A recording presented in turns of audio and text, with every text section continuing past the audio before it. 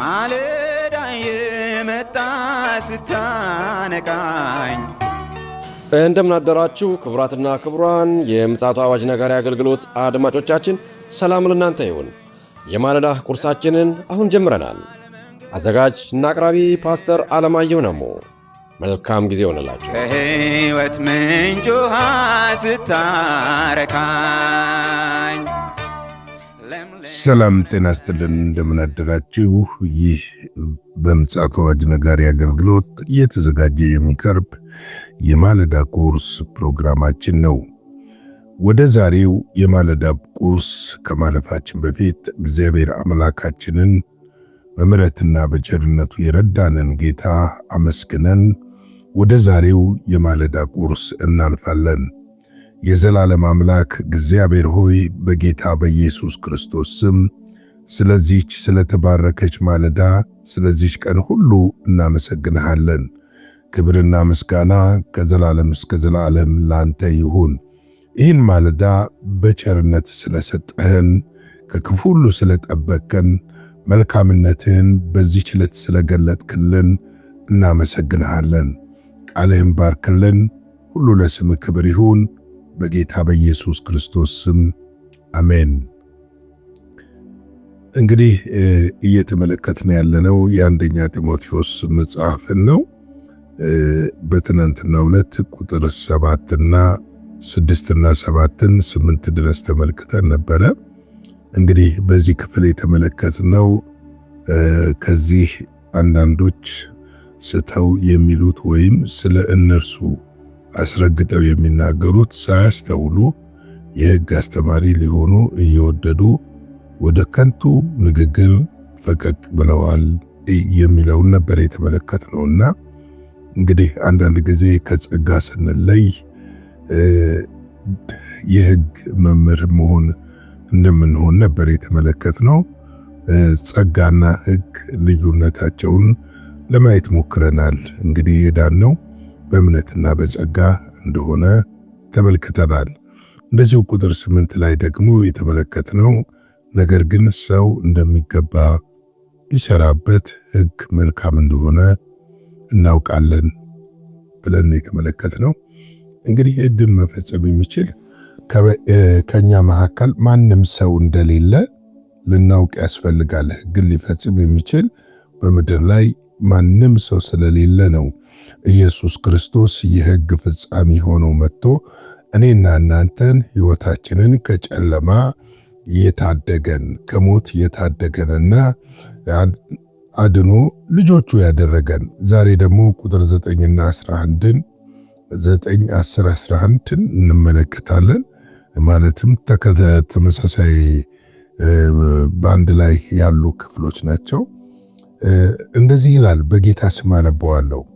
ይህ እንግዲህ ሕግ መልካም እንደሆነ እናውቃለን ካለ በኋላ ይኸውም ይላል ለበደለኞች፣ ለማይታዘዙ፣ ለአመፀኞች፣ ለኃጢአተኞች፣ ቅድስና ለሌላቸው፣ ለርኩሳን፣ አባትና እናትን ለሚገድሉ፣ ለነፍሰ ገዳዮች፣ ለሴሰኞች፣ ከወንድም ጋር ለሚተኙ፣ በሰዎችም ለሚነግዱ፣ ለውሸተኞችም በውሸትም ለሚምሉ የብሩክ እግዚአብሔርንም ክብር እንደሚገልጥ ለእኔ አደራ እንደተሰጠኝ ወንጌል የሆነውን ደህና ትምህርት ለሚቃወሙ ለሌላ ነገር ሁሉ ሕግ እንደተሰራ እንጂ ለጻድቅ እንዳልተሰራ ሲያውቁ ነው ይላል።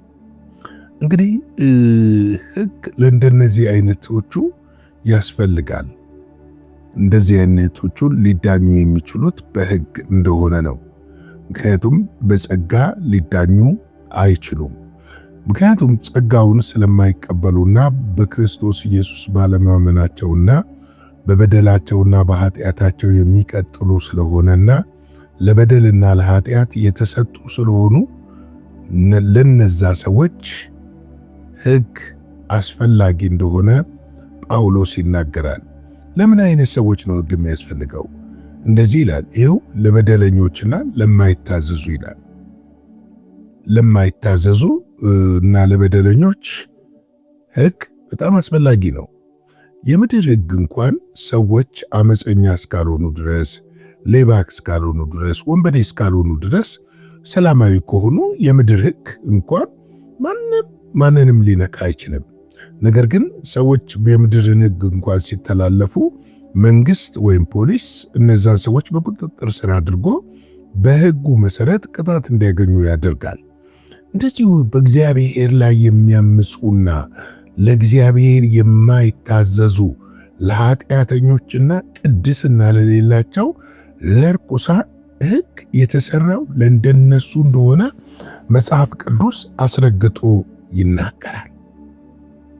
እነዚህ ምን ስለሆኑ? አመፀኞች ስለሆኑ፣ ክርስቶስን የካዱ ስለሆኑ፣ የተሰራላቸውን የጽድቅ ሥራ መቀበል ስለማይፈልጉ፣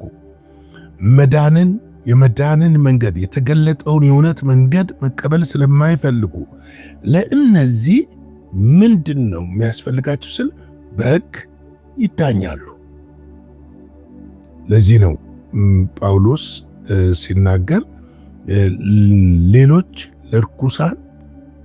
ለርኩስና አባትና እናቱን ለሚገድ፣ ለነፍሰ ገዳዮች፣ ለሴሰኞች፣ ከወንድም ጋር ለሚተኙ፣ በሰዎችም ለሚነግዱ፣ ለውሸተኞችም በውሸትም ለሚምሉ የብሩክ እግዚአብሔርንም ክብር እንደሚገልጥ ለእኔ አደራ እንደተሰጠኝ ወንጌል የሆነውን ደህና ትምህርት ለሚቃወሙ ለሌላ ነገር ሁሉ ሕግ እንደተሰራ እንጂ ለጻድቁ እንዳልተሰራ ሲያውቁ ነው ይላል። ሕግ የተሰራው ለአመፀኛ ነው። ሕግ የተሰራው ለወንበዴው ነው። ሕግ የተሰራው ለተላላፊው ነው እንጂ ለጻድቅ ሕግ እንደማይሰራ ሲያውቁ ነው ይላል። ለምንድን ነው ለጻድቅ ሕግ የማይሰራበት ምክንያት? በጸጋ አምኖ ስለዳነ ነው። ጸጋው በእምነት ስላዳነውና ከነዚህ ሁሉ ዕዳዎች ክርስቶስ ኢየሱስ ስለከፈለለትና በክርስቶስ ኢየሱስ ሕይወቱ ስለተለወጠና ክርስቶስ ኢየሱስን እየመሰለ ስለሚኖር ለዕዳ አልባ ነው። ዕዳው ተከፍሎለታል።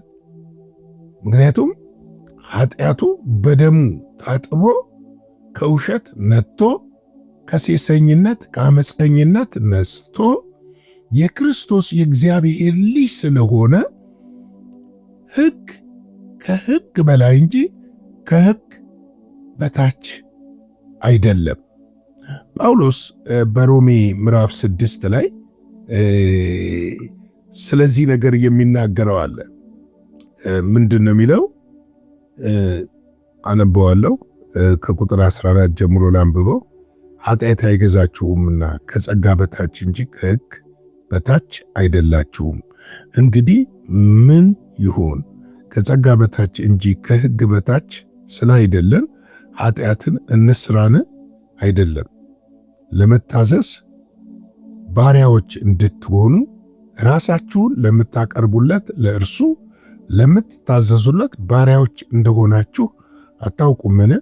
ወይም ለሞት የኃጢአት ባሪያዎች ወይም ለጽድቅ የመታዘዝ ባሪያዎች ናችሁ ይላል። በጣም ልብ የሚነካ ቃል ነው። ምንድን ነው ኃጢአት አይገዛችሁም ሲል? ኃጢአት እንዴት ነው የማይገዛን? ከጸጋ በታች ስለሆነ፣ ጸጋው ኃጢአታችንን ስለሸፈነው ስላጠበልን፣ በክርስቶስ ኢየሱስ ደም ታጥበን በጸጋው ኃይልና ጉልበት ስለምንኖር ከሕግ በታች አይደላችሁም ይላል። ከሕግ በታች አይደላችሁም ነው የሚለን። እንግዲህ ከሕግ በታች ካልሆነ ሕግ እኛን የማይገዛ ከሆነ እኛን የሚገዛን ምንድን ነው ብለን ስንመለከት ሮሜ ምዕራፍ 8 ቁጥር 1 እና 2 ላይ ሄደን ስንመለከት የሕይወት መንፈስ ሕግ ይገዛናል። ያ ምንድን ነው? የሕይወት መንፈስ ሕግ ፍቅር ነው። እርሱ ይገዛናል። የአዲስ ኪዳን ትእዛዝ እሱ ስለሆነ እንግዲህ ምን ይሁን ይልና ቁጥር 15 ላይ ከጸጋ በታች እንጂ ከሕግ በታች ስላይደለን ኃጢአትን እንስራን ይልና አይደለም ይላል። አይደለም። ምክንያቱም እኛ ከአባታችን ከእግዚአብሔር እንጂ ከልጁ ከኢየሱስ ክርስቶስ እንጂ ከዲያብሎስ ስላልሆንን ኃጢአትን በእኛ ውስጥ ጉልበት እንዲኖረው ልንፈቅድለት አይገባም። ሰዎች ሲዋሹ የሚዋሹት ለምንድን ነው ብለን ስንመለከት ጊዜያዊና ጥቂቷን ነገር ወይም የሆነች ቅስፈታዊ ነገር ለማለፍ ብለው ነው። ነገር ግን ኃጢአት እንደሆነ በወቅቱ አያስተውሉ። ኃጢአት ደግሞ ባሪያ እንድንሆን ይፈልጋል። እኛ የኃጢአት ባሪያዎች አይደለንም፣ የጸጋ ባሪያዎች እንጂ፣ የክርስቶስ ባሪያዎች እንጂ። የአመፃ ባሪያዎች አይደለንም፣ የጽድቅ ባሪያዎች እንጂ። ስለዚህ ጽድቅን በሕይወታችን እናነግሰዋለን እንጂ ለጽድቅ እንኖራለን እንጂ ለኃጢአት አንኖርም። ለዚህ ነው ሕግ በእኛ ላይ ለነሱ ላይ አይሰራም ብሎ ጳውሎስ የተናገረው። እንግዲህ የዛሬ የማለዳ ቁርሴን በዚህ ላይ ልግታና ነገ በሚቀጥለው ክፍል እንገናኛለን። አጭር ጸሎትን ጸልይና የዛሬውን የማለዳ ቁርስ በዚህ እንጨርስ። የዘላለም አምላክ እግዚአብሔር ሆይ ይህም ማለዳ ስለሰጠህን እናመሰግንሃለን። ስለ ምሕረትህ፣ ስለ ቸርነትህ፣ ስለ በጎነትህ ክብር ምስጋና ለአንተ ይሁን። ቃሉ በሕይወታችን እንዲሠራ መንፈስህ እንዲያግዘን እንጠይቃለን። በጸጋ ኃይልና ጉልበት እንድትሆነን በክርስቶስ ኢየሱስ ስም እንጠይቃለን።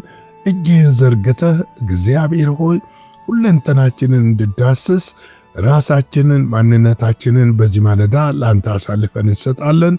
ከክፉ ጠብቀን፣ በደም ሸፍነን፣ በጌታ በኢየሱስ ክርስቶስ ስም አሜን። በነበረን የመልእክት ክፍለ ጊዜ እንደተባረካችሁ ተስፋ እናደርጋለን። በነገው ማለዳ በሌላ ዝግጅት እንገናኛለን። መልካም ቀን።